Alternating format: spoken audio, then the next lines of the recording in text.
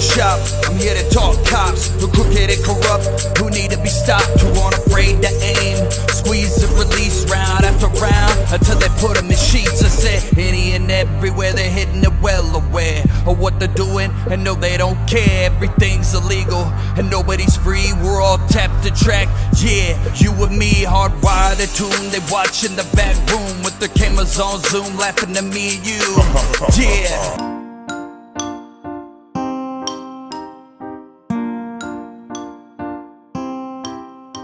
Hello everybody, and welcome to Peaceful Anarchism on the Voluntary Virtues Network every Thursday at 1 p.m. And you could also find me on theconsciousresistance.com and theseedsofliberty.com. So today we have Brent Elias, also known as Blooded the Brave, a voluntarist rapper, coming back for a second show. He just released his cool music video, Man Down, about police brutality. We're going to have a big conversation about that, about private police, and you know, what we can do to maybe counteract the police state in a peaceful way, of course. So he's got you can follow him on Facebook, Blood the Brave Facebook page. He's on his website, bloodedthebrave.com, and his YouTube is youtube.com/bloodedthebrave. And he's at Blooded the Brave on Twitter. So you got to give him props for consistency. And he's also going to be at Liberty Fest. I'm hoping he's going to be able to be performing there. It's going to be next month in Brooklyn. So I'm hopefully going to be there as well. So looking forward to meeting up a lot of people. So Brent, thanks a lot for coming back on the show. Hey, thanks, man. I appreciate you having me. Hyped to be here. Yeah, we got to talk about your music video. It's really well made, well done. And I could tell, you put a lot of work into that stuff. So, we gotta promote as much as we can, especially, now that, people are getting locked up for, for the wrong type of salad in their pocket, or no seatbelt, or busted taillight, or yeah, for anything, for whatever, for anything. They're damn criminals. What are you gonna do? Yeah, well, I'm nothing without you guys and people like you have me on the show, because as you could tell, or if the audience doesn't know, my music is kind of against the grain and against the system that enables this type of rule by force to happen. So it's tough for me to get out there, but the people choose, and I'm lucky I have a lot of good supporters out there who make opportunities like this possible. Excellent. Yeah. So tell us a little bit of background with the Man Down. What inspired you to write the song, and what it's about. Man Down is a new single off of my new album, Peace, which is available now everywhere, online, digitally, and all stores globally, produced by Nevi Moon and Strong Roots Records, a bunch of great guys who care about the world, and we have a good time making music. Man Down is the new video that I released that it might be one of the most explosive music videos ever made about the police state. I basically showed the cops doing what they do, which is, ruling by force. And when they do that, a lot of bad things can happen. And I just listed out exactly what some of the worst cases that have ever happened of police brutality. I was making the album, and a couple of my friends made sure that I was getting ready to finish it. And they were like, you can't finish this without describing in detail just what they do. Just say what they've done, list it out. Yeah. And so we started listing it out, and they punched kids, shot kids, tased pregnant ladies, and taken babies, stolen land, and put cuffs on the hands, and we just started listing it out, and it's doing really well. I think it just hit 5,000 on YouTube in a month, which is awesome for an independent artist like me. And I had some big Facebook pages share it, and it hit, I think, 52,000 views on Facebook in a month. So that's awesome.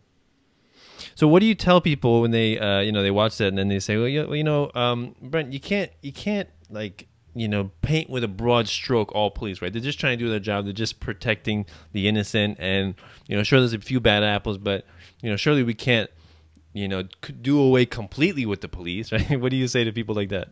I tell them we can totally get rid of this form of policing, because security is something we all want and need, and we should be able to choose and hire who we would want, but we can't decide right now because they investigate themselves and hold themselves accountable, which does not work. No one works for you unless you hold them accountable. And we can't hold government accountable because they investigate themselves.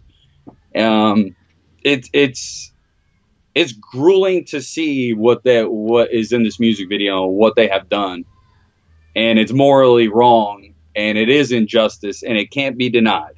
So it's a great way to open the door for a conversation like this, which is, well, how do we solve this? Because that's what I'm into, is solutions. I'm not here to scare people. They get enough of that with the media. I counter the doubt and fear every day. I don't want people to be scared. I want them to see and be aware of what's going on.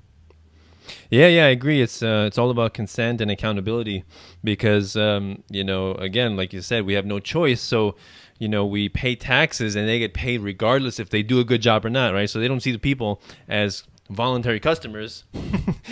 They see the people more and more, the more actually they get militarized, they're seeing the people more and more like victims, like, just cattle to be pushed around, because what can they do, right? They have to pay taxes, so they're going to get paid anyway regardless. And like you said, when they do something heinous, they get investigated by them by their own departments, and then lo and behold, we found ourselves innocent. No need to worry. Our cops are just doing their job. They're just following orders, and go back to your daily routine. Yeah, it's laughable for people to just accept this, say they're against monopolies all the time, right? But they don't understand government is the biggest monopoly, right? And they and I do say it in the song, they do whatever they want. All they need is a reason, and that's the other thing is it could be anybody at anywhere at any given time, because the police don't look at you as we are their employer, which we should be. They look at us like a potential. Everyone, including a child, is the potential enemy or could take their life. And part of that is the conditioning we get since we're kids, to believe in this imaginary thing called authority. Yeah, you're right. The monopoly on violence, that's really something that we have to, remind people over and over again, because it's amazing how people are afraid of, let's say, McDonald's taking over, right? And I mean, what's the worst McDonald's can do? Force people to eat their McNuggets? Like, what's the worst thing they can do? But when you have a monopoly on violence, an agency that can use violence, and nothing in that geographical region can challenge them, I'm a little bit more scared of that than McDonald's or Walmart or, I don't know, Target, Lowe's, anything, any one of those big chain stores getting a monopoly. That doesn't really fear me. That doesn't frighten me. So it's amazing that they place their trust in this overarching violent institution, and they're afraid of the petty little businesses that are actually voluntarily providing service and value to the people that they voluntarily purchase, right? Yeah, and that's a lot. Like I said, that's a lot of conditioning. They just get people to accept and think this is just how it's done. So I always tell people, be careful what you accept is okay or normal. And there are other ways. This box that we've been put in, and these walls put up by these people just telling us this is how it is, they can go away if we walk away from these people and do it on our own, with voluntarily deciding how we want to spend our money and who we want to hire, and living free. It can happen. It's a reality. This is not a reality I would ever accept, and I hope people don't. It's scary. Yeah, one thing I can see some people saying when they watch your video is you show all these disturbing images of people being beaten and tased and kicked, and I can see some people thinking, well, maybe those people had it coming, right? Maybe they did something to deserve that. That kind of punishment or treatment, and it's kind of sad that most people think like that. It's like the master's beating you, and if the master is beating you, it must mean because you deserved it, right? Whatever you did, the master must be right, right? And that's it's always like a blame the victim sort of thing, right? Right now, people, as you said in the music video, they might say, well, how do we know these people didn't deserve this? Well, first of all, half of those clips I show, and what can happen with this out of control system we live in is people who are handcuffed getting beat. These people pose no threat. They're already, you know, subdued, and they still beat them. Yeah, right. Just because they've had enough. I show a handicapped person being beat. Right. Mm-hmm. I show, you know, another lady who's, you know, totally restrained, and, you know, they punch her in the stomach. I show another one who's handcuffed behind her back. They kick her in the head. Mm-hmm. People have to break out of the mentality that just because if they see police on the scene, that this person must have done something wrong. Mm-hmm. That is the mentality that people have. They really think that. Yeah, the mentality of people is changing because they're starting to be aware to these injustices, and they're starting to see them. And they do now think, maybe I should film this just in case. But Yeah. still, 90% of people do think that no matter what, even if it's someone who's being pulled over, oh, that guy must have been speeding. Oh, he didn't use his turn signal. You know, and they just go along their merry way and accept it. Mm-hmm. Yeah. Fundamentally, it's a blame the victim thing, and yeah, it's pretty sad. It kind of reminds me of Larkin Rose. He drew an analogy of battered spouse syndrome to statism. Oh yeah, it's exactly like that. Which is like you know, you get, you know, a wife gets beaten senseless, you know, constantly, frequently, and yet she says, you know what? He loves me. I can't live without him. You know, who would take care of me? Who would provide for me? Who would, you know, give me a roof over my head? And so people are afraid of the unknown, of what, you know, they're afraid of businesses. Basically, they're fine with you know, with violence and threats of punishment and caging, and they're fine with that. The best part about that analogy is it's really accurate because of people being beaten into submission and accepting it. We are like that mentally. It's a mental thing, and it's total control. I mean, people believe that there is no other option except this way, and they celebrate it. And I work really hard with my music to open up people's minds and hearts to think for themselves. It's kind of funny that people are afraid of, you know, McDonald's or Walmart or Target or Apple from getting, like, you know, monopoly status, and where the worst that they could do for you is offer you the best quality product at the lowest price. That's it. That's the worst they can do. They can't force you to do anything. Whereas the government and police and military and, you know, the Board of Education, they have to be, you know, they force you to fund them by threat of violence, right? And they cage you if you don't fund them. And yet we trust that entity, that violent entity, you know, over all the other businesses. You know, kind of amuses me. Yeah, oh, it's humorous. It's but I mean, it's really like I say, it's conditioning. You know, they get that. How do they get people to accept that this is the only way? And they really start that at a young age. And shout out to everybody out there who gets people to open up their minds and think for themselves and outside the box. I adore people like that. Yeah, and it starts with you know, it starts very young, right? It starts with authoritarian parenting and spanking and corporal punishment, and, you know, asserting, you know, who's the authority figure, right? Who's the superior and who's the inferior, and then it continues in government school, and then it continues in college, and then it you know, outside, the authority figure is the police and the politicians, right? There's always an authority figure. You know, you're always meant, or you're always made to feel inferior, and you know, in the eyes of the government, there is no equality, right? There's no equality under the law, because when some people are exempt from those laws, from those laws of morality, like the police, like the politicians, then, you know, there will never be equality. Some people are given free reign and exemptions on these universal laws. Yeah, when people can do whatever they want, I would expect them to, you know, do just that. So that's another thing, is I'm not surprised. Like, some people can read the writing on the wall, but some people don't even know, you know, what's there. But when you see what's on the wall, you can see what's coming. And I mean, it's been a long time for me in my music, and you know, we were really scared that it would come to this a long time ago.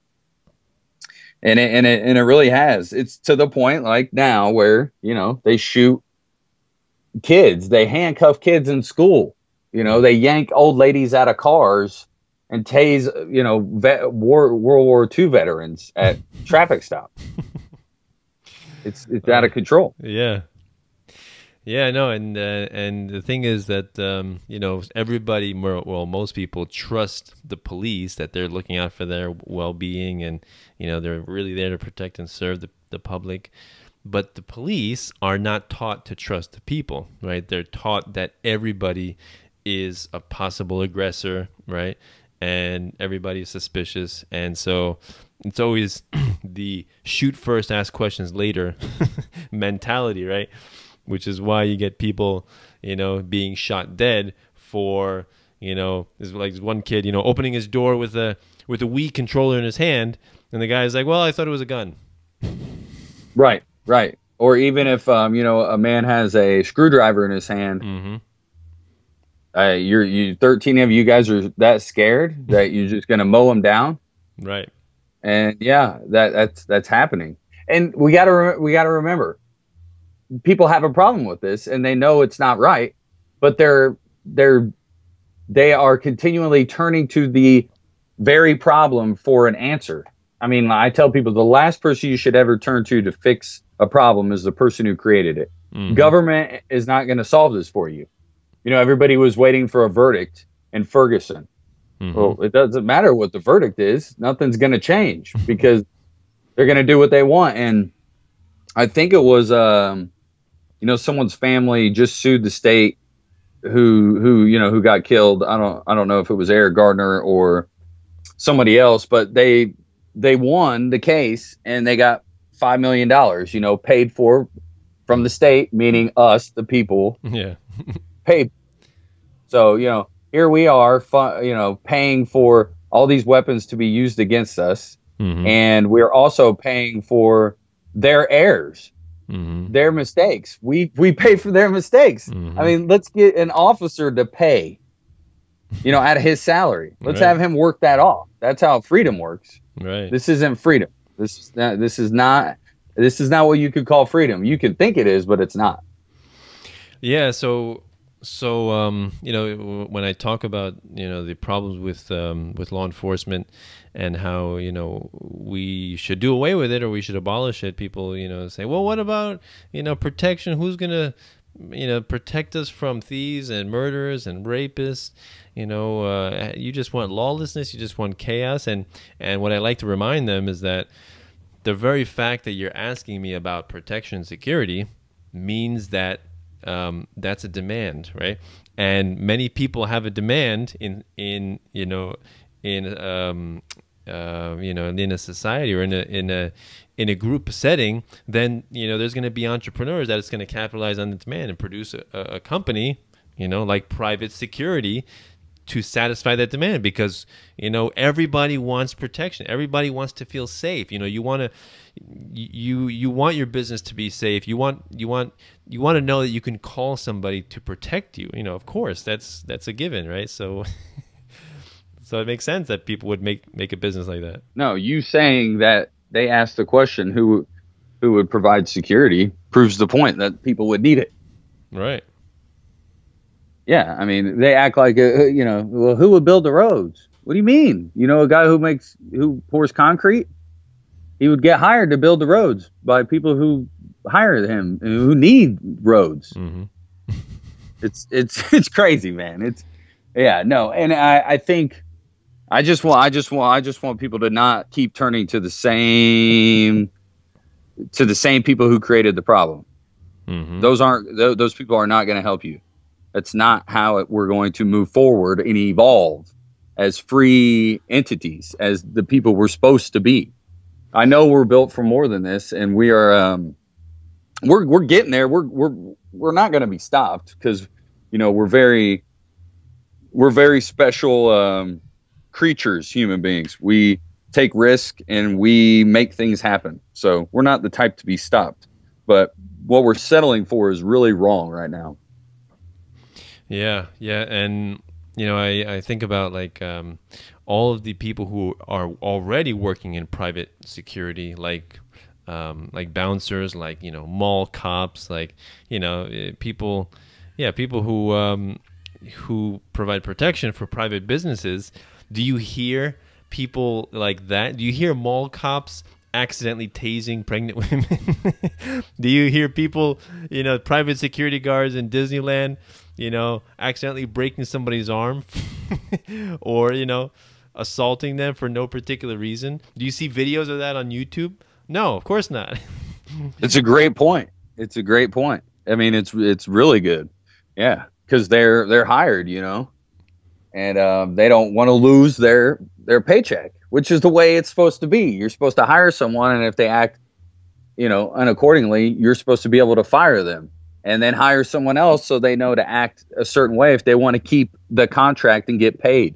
That's what money's for. People are like, money is, I know we don't have real money because it's printed out of thin air, but but what money is it's a way to hold people accountable. Right. Yeah, it's about accountability, and it's about transparency. And when you have a private business, that's what the people demand, right? Because if you're not transparent and they don't know what you're doing behind closed doors, they're not going to purchase your product. They're not going to trust you. If a mall cop does, assault for no particular reason or harass people, he's going to give a bad reputation to the business, and that's not good, because then they're going to lose customers, and they can't survive that way. So they're incentivized to only maintain the people with the highest caliber of workmanship, people who can deliver the best quality service. So that's right. That's self-regulation. Right. Let's take it like this. Let's look at it like this. There's a bunch of businesses and a bunch of malls in an area, okay? And everyone knows there's this one mall where all these security guards stop everyone and ask him for identification and might tase a 12-year-old boy and might shoot someone in the back for holding a screwdriver. You think anyone's going to go to that mall? Right. Right. They're not going to go to that mall. And right now, we all live in that mall, and we need to realize there's another way and another way to do this. But right now, I mean, that's it right there. I mean, if people want to look at it, who would want to go to that mall and risk even living? Like, driving to work is a risk. Mm-hmm. I mean, if we want to get into, real freedom, I take a risk, going out into their domain that they own. And I mean, and it gets people like, it really does get people shook and scared. And there are some people who have to live in today's world, like kids walking home, in a bad neighborhood, who this kid really wants to do something good in his life, and he's just going home from school. Mm-hmm. And if he walks down the wrong block, he has to fear because of a man with a shiny badge who thinks he has the right to do so, to scare the living hell out of this kid just for walking home. And I mean, we have to prove who we are to these self-proclaimed gods and hope that they don't hurt us. Yeah, and the interesting thing, talking about bad neighborhoods, is a lot of that poverty and drug dependency and welfare, it's all created by the state, right? And people look at that and they say, you see, we need the police in those bad neighborhoods to protect the people. And the reality is, and that kind of, to me, that's reflective of this ideal notion that people have of police as being, protectors of the innocent, and they punish the guilty, and they they're heroic and noble people, because that's what they see in movies, right? All the time you see police being portrayed like that. Whereas in reality, no, police don't do that. Actually, they are very timid, and they are fearful for their life. They don't put their life, on the line for other people. Really, they're really, if they feel threatened by a dog, they shoot the dog, right? If they feel threatened, right, they shoot first and ask questions later. So really, those kind of bad neighborhoods are the places where you will find the least amount of police, right? The most amount of police you will find is like in the high class, upper income neighborhoods, where really they're not needed. Right. But and if they do make their way down to the bad neighborhoods, it's usually in a tank or a SWAT armored vehicle to right, bust a house for selling drugs. Right. That they wouldn't have to come and bust down that door if the market was left free and open and people were, able to decide, and we didn't have a black market of drugs. Right. The war on drugs is a hoax. It's an endangerment to everyone, drug user or not. Mm-hmm. Prohibition has never worked. Mm-hmm. And we already have, we already have drugs that are legal. It's just the ones that the government gives permission to. I mean, Prozac Mm-hmm. is pretty harsh. There's some really heavy drugs that have been approved for kids as young as 11 years old. Mm-hmm. They just approved it and said it was okay. Yeah, that's a good point. That talking about the war on drugs, that there's many more deaths from FDA approved medications than there are that have ever been from hallucinogenic drugs, especially cannabis. But even if you go with cocaine and heroin, many more people have died from FDA-approved drugs. So they die, and then it's okay, though, because it's an FDA-approved death. Right? Yeah, that's it. I mean, correct. Yeah, it's a joke. And then once again, they say they're keeping you safe and all your, keeping your kids away from drugs. And I mean, if it was left up to people, we wouldn't really be living like this. It's what they have created, which has turned neighborhoods into war zones. I mean, the war on drugs gives an excuse to arm the police to the T, like they're militarized. I mean, so did 9/11 and the war on terror, because everyone could be a terrorist. Yeah. But like they're one of the greatest examples I use is a woman in Las Vegas. The police were on a drug raid, and they used a chainsaw to break down her apartment door, and her little 2-year-old laid there, and urinated themselves while she laid down, face down on the ground for up to like an hour, and they searched the house, and it was the wrong house. Oh, shoot. Okay. So, I mean, these are people who don't, they don't use drugs. Right. And I mean, and if someone wants to, speaking on the non-aggression principle, I don't care what someone does to their own body, and I'm not worried about it. It's their life until it affects me, until they directly impose a threat on me. Am I worried? Right. And I mean, everyone is just so creeped out by some guy who let him do that. He's not a threat to me. Until he becomes a threat to me, then it'll be, addressed. Right, it's a difference. Lysander Spooner would say it's a difference between a vice and a crime.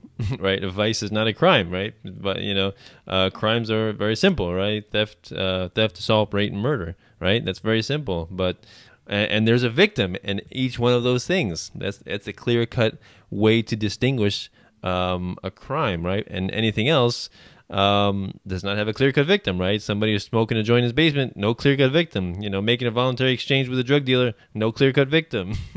Right. And the violence that does occur in the black market, between the drug cartels, is actually, like you said, created by the war on drugs, right? By the prohibition, outlawing these things and forcing, because there's still a desire for people to want to, smoke these things, consume these things, and buy them. So making something illegal does not annihilate their desire to have it, right? So it just pushes it underground in places where violence is more prevalent. And so, it's basically, like you said, the government creates the cartels, and then it says, oh, look at the cartels, it's so dangerous. We need to have another agency to fight that, So it creates their own reason, right? Right. They create the problem, to get the reaction they want, to enact their solution. Hegelian dialectic. That's government right there. 101. That's how they do it all. Yeah, exactly. So, and the same thing with the war on terror, right? It's not really, I don't think it's really necessary to even know who exactly, perpetrated 9/11. Actually, today's 9/11, right? So. Yep, and it's 9:11 p.m. right now. Amazing. It's 9:11 p.m. Synchronicity, my man. That's how I roll. What's that called? Serendipity. You rolling with me? You're gonna have a whole world of synchronicity, because that's how my life works. Nice, but Yeah, so it really doesn't matter the specifics behind that, because what they managed to do was create a massive propaganda campaign to to go in as yet another excuse to invade Middle Eastern countries, supposedly for democracy, spreading democracy, and bringing civilization to their backward, barbaric regions. Whereas most thinking individuals understand that it's more likely for the oil, for the for the poppy, for the or the fact that perhaps they're challenging the petrodollar, or perhaps that they don't have a central bank, which of course every civilized nation needs a central bank, right? Yeah, and we will bomb you to keep you safe and free. So, I mean, it's terrible. I mean, the rest in peace to the 3,000 people who died on 9/11 and more. Yeah. And then rest in peace to the million that have died since in Afghanistan and Pakistan and Iraq and Syria and Africa and everywhere else the war on terror has struck.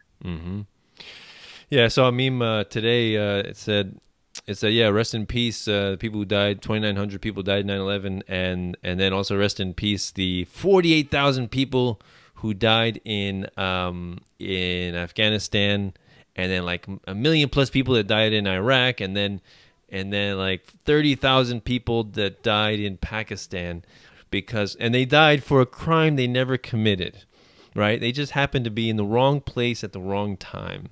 Yeah, and it's tragic. This goes back to what we were just talking about with no victim, no crime, because the state believes in collateral damage. Yeah. Collateral damage has to be exposed to the youth. It has to be explained.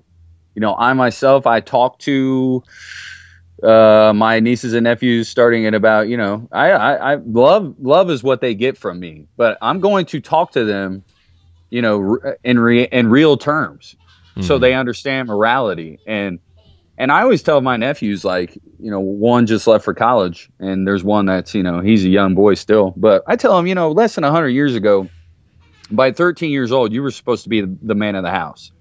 So you had to go get the buckets of water and get the horses and all that. So I'm going to tell you, real things right now. And I'm not going to scare you. I'm just going to let you know it's not right if you do that. And do you accept that? Do you think that that's right if someone does that?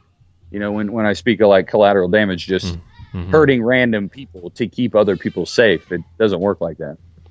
Yeah, and it doesn't keep people safe. Everybody is threatened and endangered by the war on terror, right? Everybody is now considered a terrorist. It spawned the birth of the Department of Homeland Security, or Homeland Insecurity is more likely put, and the TSA, and those lovely new agencies that I'm sure most people have. It has made them more comfortable going on a plane, knowing that they're out there fighting terrorism, by patting down old ladies and and handicapped people, and oh my god, it's just last time I was on your show, we talked about my last music video, Against the Odds, which was about anyone who's been living, was born after 9/11. They've been living in a world at war, and that's just terrible to even think about, and it's true. Yeah, exactly. I mean, one of my favorite quotes is it's like one death is a murder, and that's immoral, and then 1,000 deaths is a statistic, right? Yes. Yes. It's like, oh yeah, I think another one I like is like, kill one person, you're a murderer. Kill a million, and you're a conqueror. And kill them all, and you're God. Ooh, yeah, that's a good one. That's a good one. I know. Right? I know. It's and with the new music video that we're talking about now with Man Down and the police state, I mean, this is what I just talk about in my music. And hip hop comes from a place of awareness. I mean, the hip hop first line I ever heard was broken glass everywhere. And I mean, that's what got me about hip hop was awareness. So I'm just trying to, put the sunglasses on people and helping them see like, and they live. I just want them to see. And I just showed it. And the police state we have now is in direct correlation with 9/11. I mean, it is. I mean, if you take a 70-year-old person who grew up, in America, they don't think that this is right. Or if they think it's right, they think times have changed. We got to have tanks in the streets. Times have changed. You know, times have changed. And it really, crime has gone down. Yeah. You know, people are still going to do things like they did in 1954. Things are going to happen. But, you know, for you to accept the idea that we need tanks in the streets and our men with shiny badges to look like stormtroopers, you are the problem. I'm sorry to tell you, but you should have a problem with this. And if you don't, you're part of the problem. You've accepted, you know, Lord Vader's troops, and we are the rebellion, and we don't accept them. And we're not going to stand for it. It's not right. Yeah, you know, it's interesting when you when we talk about these you know, very disturbing topics, and we show them, you know, videos like yours. Some people react by saying, like, you know, I know it's going on, I know it's bad, but I don't want to see this stuff. I don't want to hear about it. I just want to go to work. I just want to mind my own business and, you know, raise my kids. I don't want to think about this stuff. And it's interesting because it kind of reminds me of the people that lived during Nazi Germany, right? And a lot of those people were just like that. You know, they knew what was going on. They knew the, you know, Jews were dying by the millions, by the train cartload, and most of them like, you know what? I don't want to think about that. You know, there's nothing I can do. I'm just going to go to work, feed my family. I don't want to think about these nasty things. And it's so sad because it's that exact mentality that allows it to continue, right? The law-abiding taxpayer, he's what really makes all of this terror, true terror, and evil possible through his compliance, right? Yep. And I mean, people can avoid it, but it'll eventually happen to you. It'll come home to roost, and, you know, it'll eventually happen to you. And the other part is like, you know, I know people care because they donate and they have hearts. So I try and, you know, and I try and hit people in their heart and remind them of how much they already do care, because they do. I mean, people have compassion, but I also remind them compassion isn't convenient. You can't just be compassionate when this event happens or that event happens. No, you should care all the time about your fellow man because they need you. And we can change this, and it can be a better world, but they need you. Yeah. Oh, yeah, definitely. The only way that politicians have power is because people give them power, right? They're it's like there's this one riddle from the Game of Thrones, and the guy's like, you know, you have a swordsman, you have a king, and you have a rich man, right? And each person tells the other person to kill the rest of them, and who lives and who dies. And it's, you know, the first thing you think, oh, well, the swordsman has a sword, right? So then he must have the power because he can kill people. But no, the king has true power, right? Because he has the authority, the belief in authority. People think that he's, you know, the word of God, right? He's got exceptionalism to his rank, right? So he's the one that tells the people with the weapons what to do, and they obediently enforce his will, right? Yep. So that's the power of the politicians. Ultimately comes from the people. We give them the power through our obedience, through our compliance, through paying taxes, obeying the law, voting, all that kind of stuff. Yep. And I tell people, obey at your own risk. I mean, you're taking a risk. But I mean, the other beautiful part is, and it is beautiful, it's harsh. This is why people need to jump in head first and, you know, check out some of the things we're talking about, because it's actually beautiful. So it's horrible to find out that they're arresting people for feeding the homeless. Yeah. You know, right. It's really gut wrenching. Right. But the beautiful part about it is people defying and disobeying and saying no, which is a beautiful word, and a word we all know when we're young and we forget, which is no, and doing it anyway. And that is how we change the world. And it's right. And actually, when people do that, that little example needs to be taken to a bigger scale, and people need to really look at a bigger picture and think about disobeying. Like, well, wait a minute. If this is morally wrong, you know, I'm compassion is outlawed, then I'm forced to disobey that. Well, I might want to take another look at the whole scope of things and how I'm living my life. Or am I being ruled? Do I really own myself? Am I free? Mm-hmm. You know, it's cool. Yeah, like I think back to Harriet Tubman and the Underground Railroad, right? Imagine somebody at that time who discovered what she was doing. She's like, you know what? And the person tells her, you know what? Why don't you stop breaking the law and just appeal right to your congressman? Just vote to end slavery and stop trying to break the law. Just pay your taxes. You know, imagine, or Schindler, like trying to smuggle Jews out of Nazi Germany. You know, why don't you just go to, you know, if you want to change the world, just go into politics, you know? Why don't you be the next Hitler? And change things from the inside. That will work, you know? That'll be beautiful. That's the way to do it. No, you shouldn't, you know. Oh, man. I know. What would we do without those rebels? Right. Those, you know, and the crux of my new album, Peace, I say, when freedom is outlawed, only outlaws will be free. You know, we are all an enemy of the state. And the one cool thing is because I really am against divide and conquer, is we all are in this together because we are all enemies of the state. Every one of us. Yes, we all might have different, you know, things and ways that we live, and it actually goes worldwide because government's everywhere. So really, it's all of us, the whole world, and we're here for much better things. Look at what we've accomplished, you know. But look at how we've been coerced and, you know, kept in cage and behind walls to live a certain way that they tell us.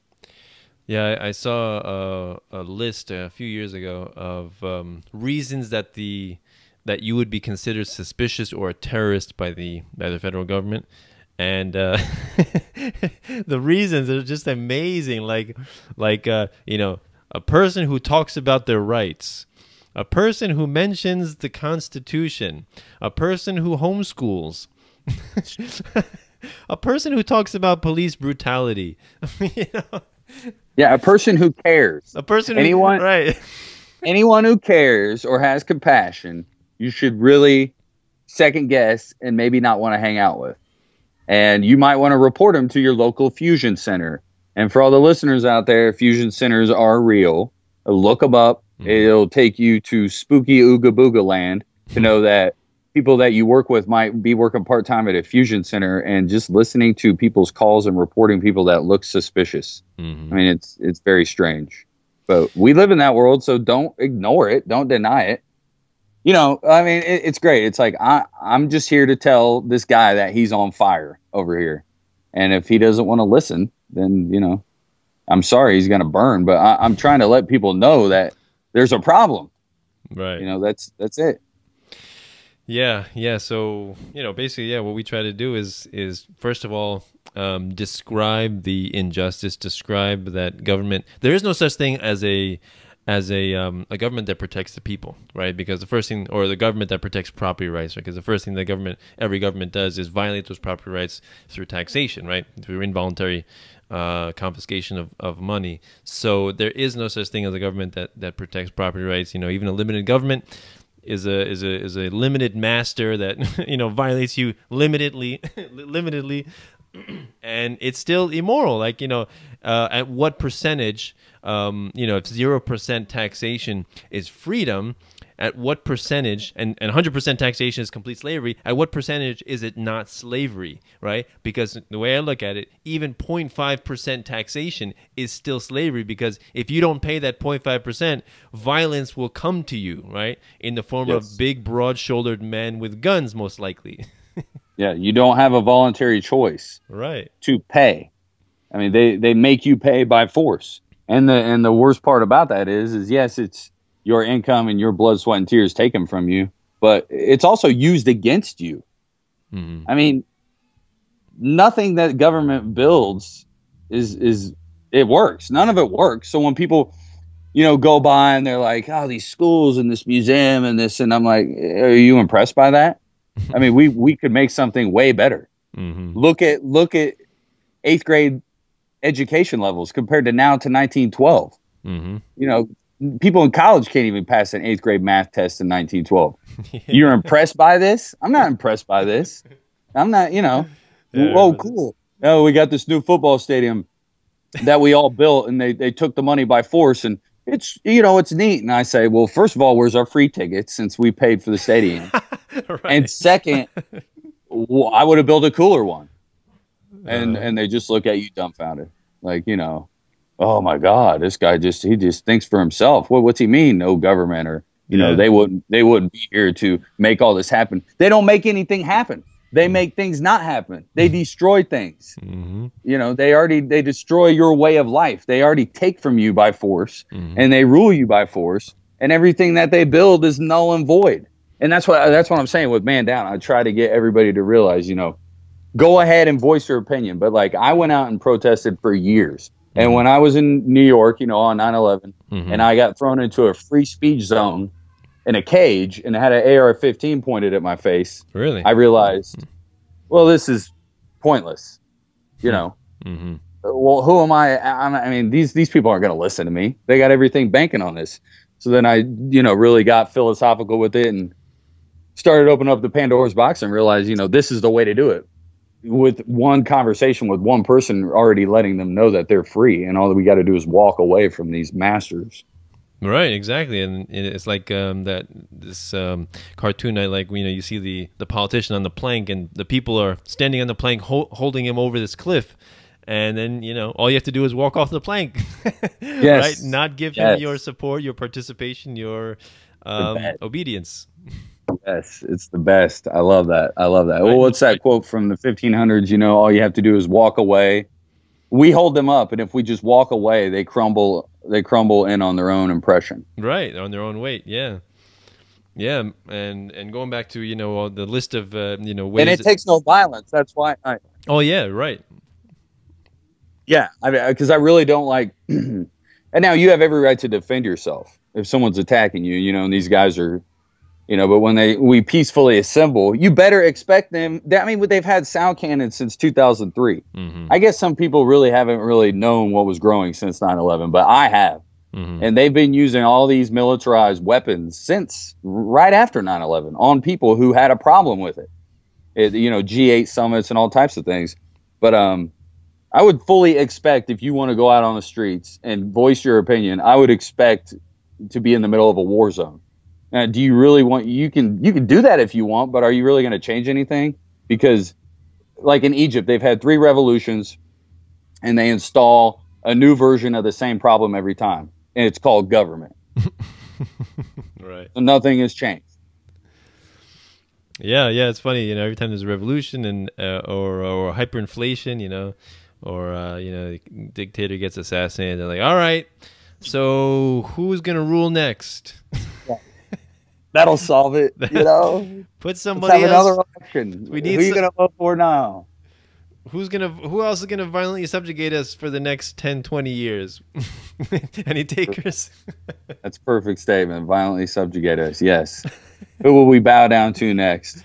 Yeah, and I agree with you that you know, protesting and going out in the streets and with your signs, I mean, it is one way to gather attention, but it is kind of a dangerous way, because those people really attract more violence, more, you know, police and you know, the what do you call that? The tear gas, you know, the mustard gas, the pepper spray, all that kind of stuff. They attract that, and so it's really a more dangerous way to raise awareness. And I think, you know, using the internet, I think we have such a great tool to spread any kind of message, right? And especially this message, which is so important. You know, it's just you're crazy not to use the internet, you know, to help you spread it. Yeah, it's a risk, and if people want to take it, they can. Like, I know people get upset, but see, they don't. We're all individuals, and we all live a different life. I've done that before. I went out, and, you know, me and all my friends all throughout the country, and lots of people went out. But, you know, when you start seeing you know, a war break out over you wanting to voice your opinion, you realize, well, the point is proven here. Right. These dudes, I mean, do you guys see what they're doing? Yeah. You know, so if people don't get it by then, you know, it's sad, but most people don't care until something happens to them.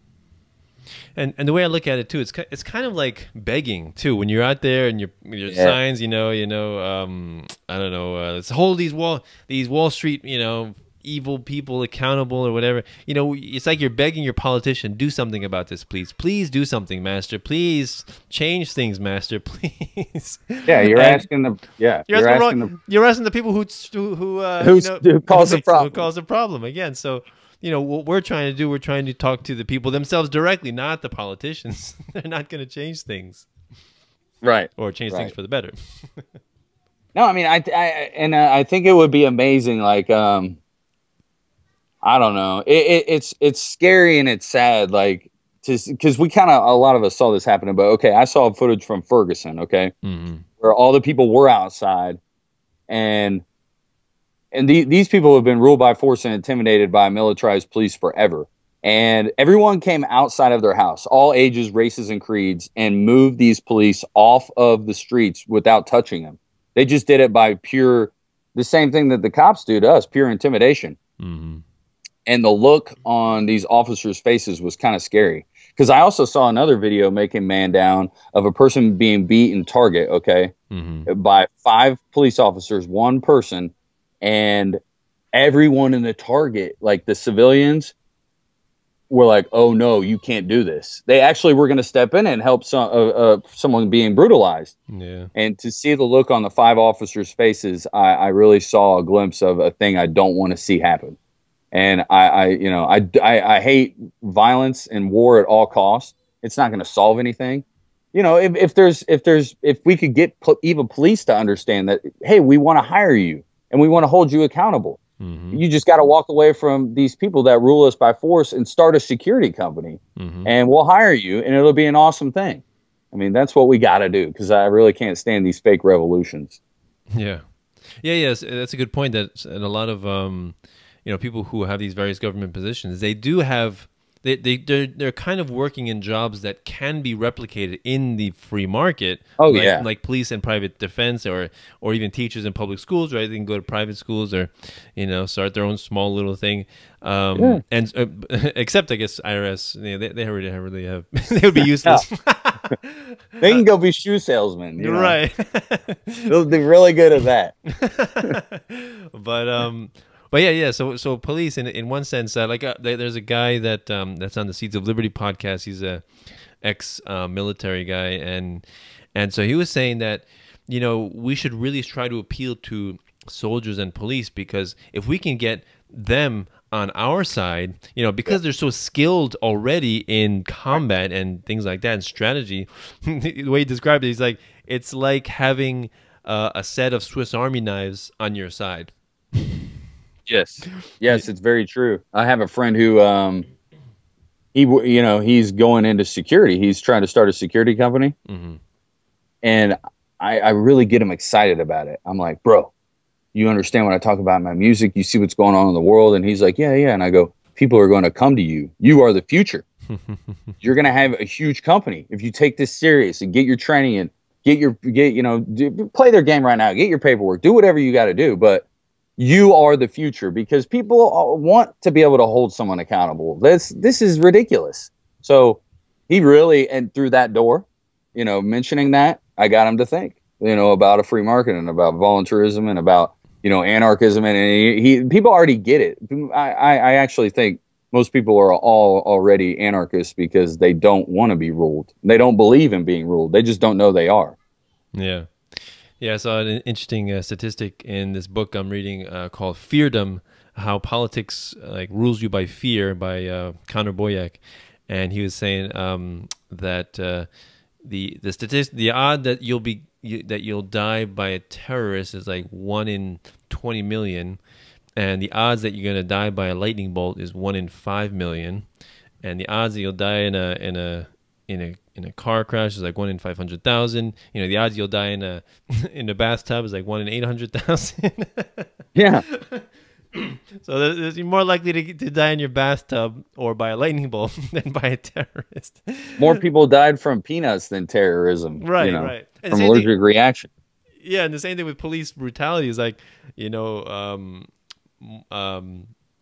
think it's like you're one in 55 times more likely to die from police than you are by terrorists.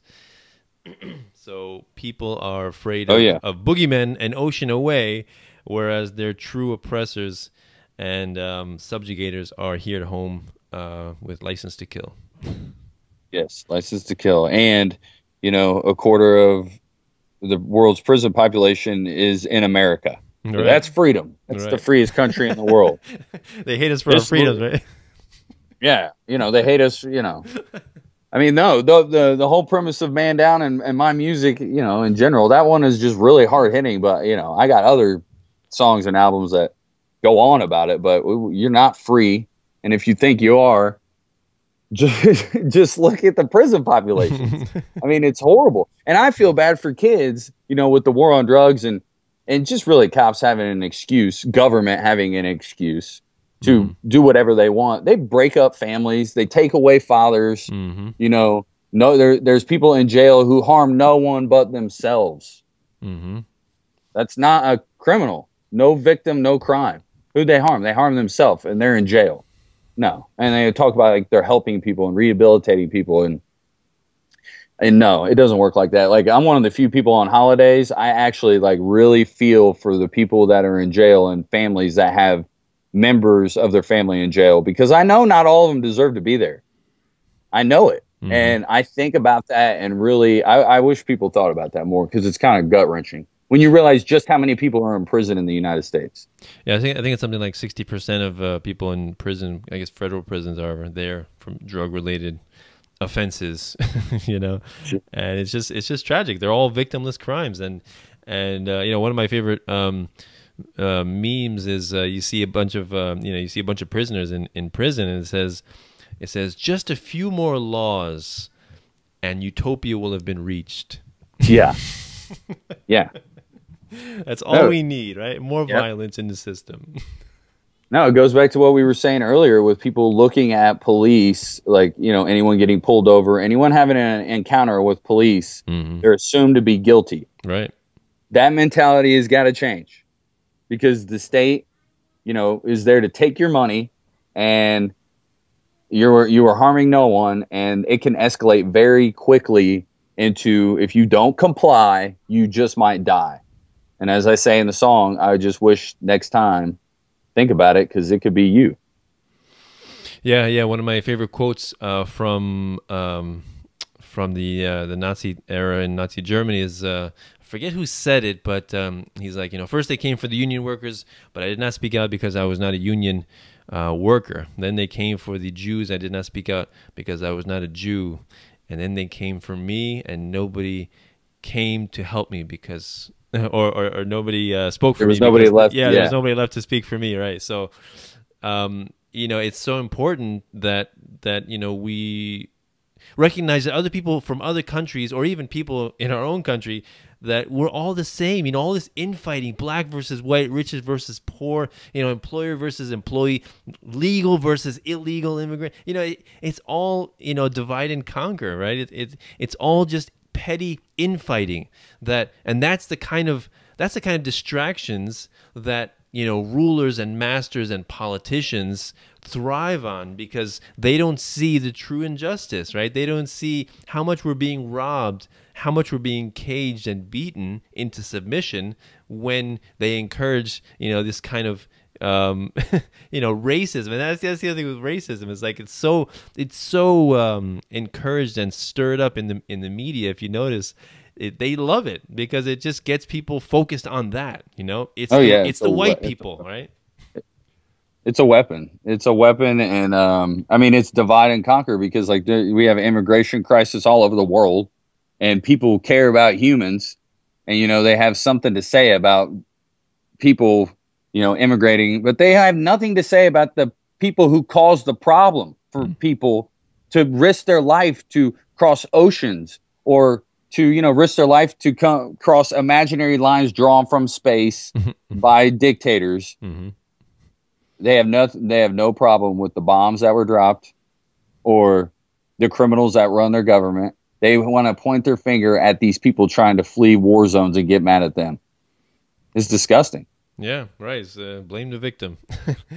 Yeah, I mean, I saw footage from Europe of people being held, who are escaping Syria, and I'm really wondering what's going on with humanity. They're at a crossroad. I know a lot of good people are coming up and taking in refugees from all around the world, and but I just don't see people letting other people be harmed to this extent for much longer. So our message is even more important than it ever has been. Oh yeah, yeah. It's getting more and more important as these oppressive socialist countries are collapsing. As well as the U.S. very soon, and people are people's lives are being destroyed, and Obama's foreign policy and his mass murder, drone bombing, and invasions and occupations, and that's not helping anything, of course. So just making matters worse, and most likely he's causing the war zone that these refugees are fleeing from.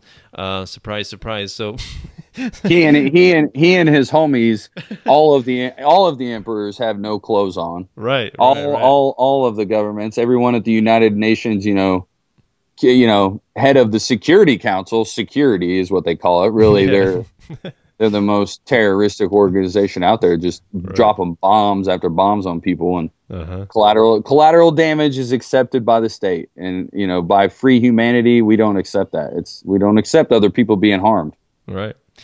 Exactly. Well, I don't want to take up any more of your time, Brent. Thanks a lot. So before we go, can you just plug your how people can reach you? Your YouTube channel, your Facebook, your website. For sure. Bloodofthebrave.com is the easiest way to get there. Search for Blood of the Brave all over the internet, Facebook, Instagram, Twitter. I'm on SoundCloud. You can download a lot of my music for free, and you can stream my music on Spotify, on your Xbox, or any other mobile device. I love everyone out there. Thanks for listening, and thank you for having me on the show. Yeah, definitely. So before we go, can you give just give one last message to people about the police and what you think, how you see the future, and what you think should be done about the police? Nobody should accept, if evil is never seen, people will act like it doesn't exist. So first of all, we got to recognize that the evil is there. That is why my music video, Man Down, should be seen worldwide by eyes everywhere, so we can see just how bad it is, and then examine the fact that this is not right, and there are solutions to this. And we are capable of, a better world, and we shouldn't accept this. This is not okay. Anyone you cannot hold accountable does not work for you, so stop believing that government works for you. They are not the answer. Yep, well said, definitely. So, and if anybody wants to donate to my show, except Bitcoin, PayPal, and Patreon, you can go on my Patreon account and set up a donation thing once a month. Would be greatly appreciated, because although this is a labor of love, it's not free. There are costs. So I would love to keep doing this, providing you guys with content, because I just love spreading the message of liberty, voluntarism, freedom, and anarchy as much as possible. It makes me it delights me to talk about this stuff. So thanks a lot, Brent, for the awesome conversation. Really appreciate it. I appreciate you having me on, and all you do to open up hearts and minds. Thank you, sir. Yes. We'll have you back on for your next viral music video. We'll do it. Awesome. So this is Peaceful Anarchism on the Voluntary Virtues Network, and theseedsofliberty.com and theconsciousresistance.com. Wishing everyone have a wonderful day. Take care. Bye.